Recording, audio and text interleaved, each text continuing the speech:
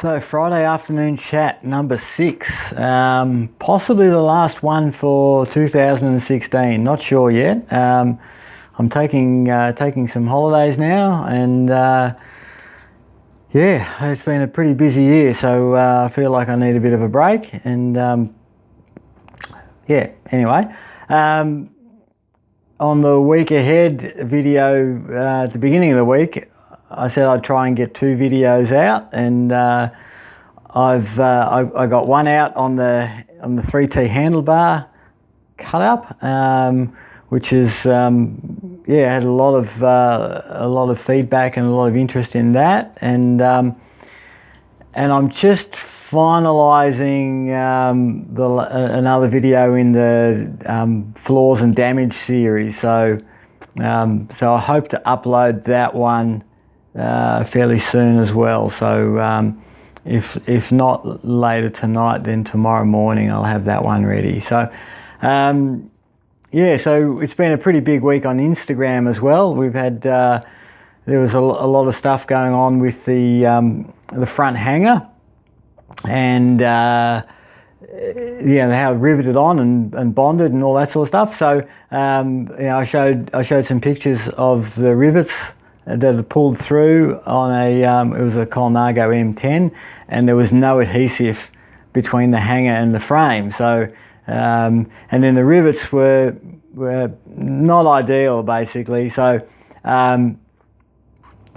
riveting composite laminate is always very, very difficult to do properly, because the type of rivet, it naturally wants to expand the shank, which then can cause delamination. So in the aircraft industry, there are special fasteners which called Joe bolts, which the shank doesn't expand. The shank stays the same, and then the back of the rivet basically pulls down and has a much larger area of contact. So it's called a Bigfoot Joe bolt.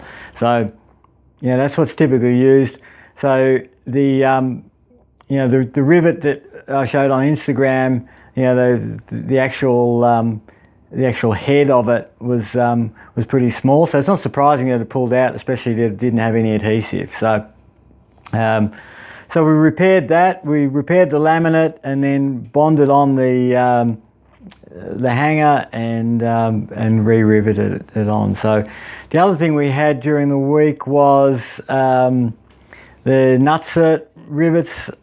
We had a bike come in where they'd corroded right through on the Di2 battery mount on a Giant. So the sweat from the rider must have run down to the chainstay where the mount was, and and literally it's dissolved the aluminium insert away. So again, we replaced that, and that's sort of good to go as well. So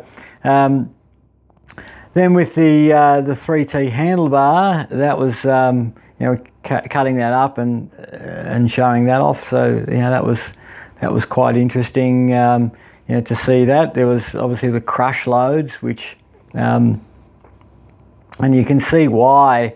If you watch the video, why it was like that, and but just in the comments, people have been commenting, it looks plenty thick enough, and it should be okay. But once it's delaminated, it's not like you're looking at a continuous thickness. You're looking at it's separate pieces that can move independently and not support load. So it's that delamination which you can't see, which is a problem. In that handlebar too, there was where the join was. There was a big adhesive void. So so again, not ideal, but it is what it is. So we're just getting parts and cutting them up. So they're not. It's not like we're deliberately trying to find bad parts to show. We're just finding parts that we're getting. So the sort of crush loads. We see that on seat posts as well, and same sort of thing. So it is important to use a torque wrench, and the carbon paste as well also helps with that sort of stuff. So, you know, as I keep saying, it's all about you know, reducing these risk factors. That you know, why make the cycling, you know, more risky than it needs to be? You know, so it's bad enough with all the cars out there trying to run you over. The last thing you really want is a handlebar to fail, or a fork to fail, or, you know, any other parts to fail, which then leads to an accident. So, you know, that just doesn't make sense. So, yeah. So, you know, we'll. Well, what else has happened this week? Oh, yeah, that's right. We've had a few older frames come through, and we've found sort of, you know, fatigue type of damage when we've done assessments and recommended replacement of those. So, you know, basically, you know, the bike gets to a certain age, and, you know, these sort of production flaws like voids and delaminations, you know, porosity, etc., you know, wrinkles, they start to present themselves as cracks, and the structure starts breaking down. So, you know, people say, oh, the carbon doesn't have a fatigue limit.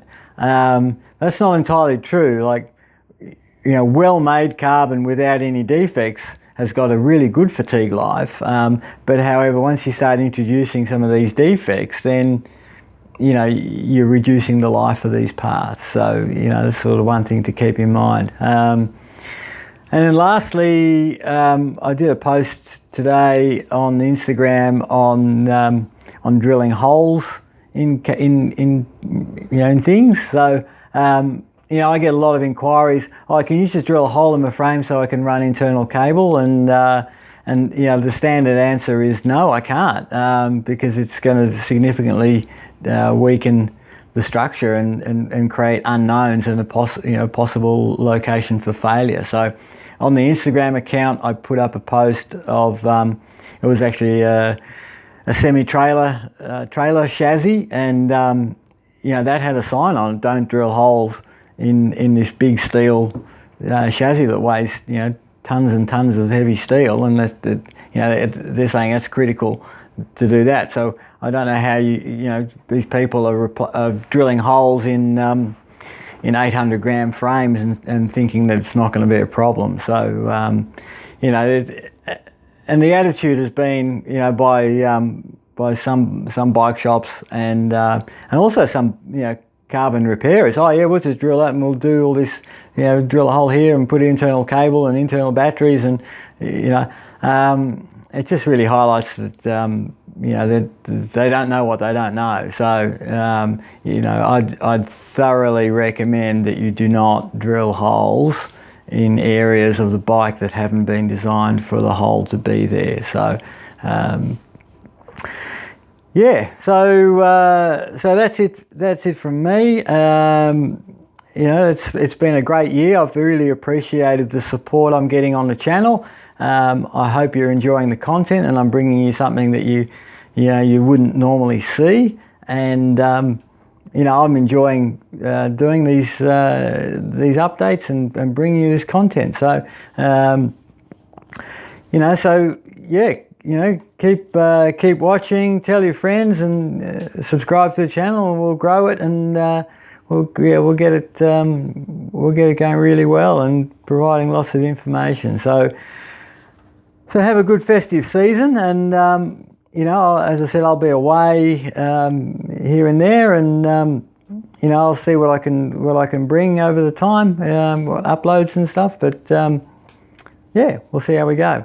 So thanks again for supporting me in 2016, and we're looking forward to a much bigger and better 2017, and a lot of exciting things in the pipeline. So yeah, let's bring it on. So all the best, and it's goodbye from me. See you later on.